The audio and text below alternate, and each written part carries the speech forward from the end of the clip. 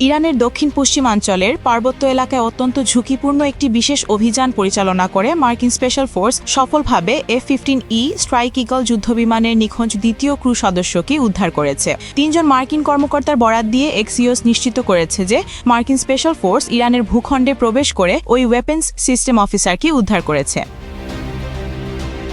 3 April রাতে Iran মার্কিন বিমান বাহিনীর একটি F-15E স্ট্রাইক ঈগল বিমান ভূপাতিত করে। এটি ছিল অপারেশন এপিক ফিউরি শুরুর পর প্রথমবার কোনো মার্কিন মানববাহী যুদ্ধ বিমান শত্রুপক্ষের আঘাতে ভূপাতিত হওয়ার ঘটনা।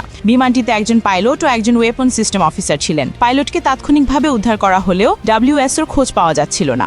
WSO বিমান থেকে ইজেক্ট করার পর আহত হন, তবে হেঁটে চলার সক্ষমতা বজায় ছিল। তিনি একদিনেরও বেশি সময় ধরে ইরানের পার্বত্য অঞ্চলে শত্রুর চোখ এড়িয়ে লুকিয়ে থাকেন।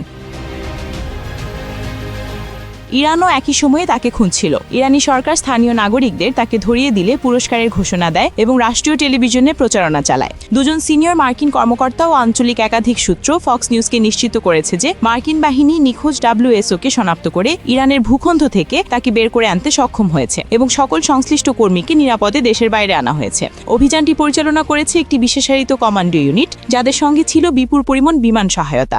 উভয় ক্রু সদস্যকে ইরানের ভেতরে পরিচালিত বিশেষ অভিযানের মাধ্যমে উদ্ধার করা হয়েছে।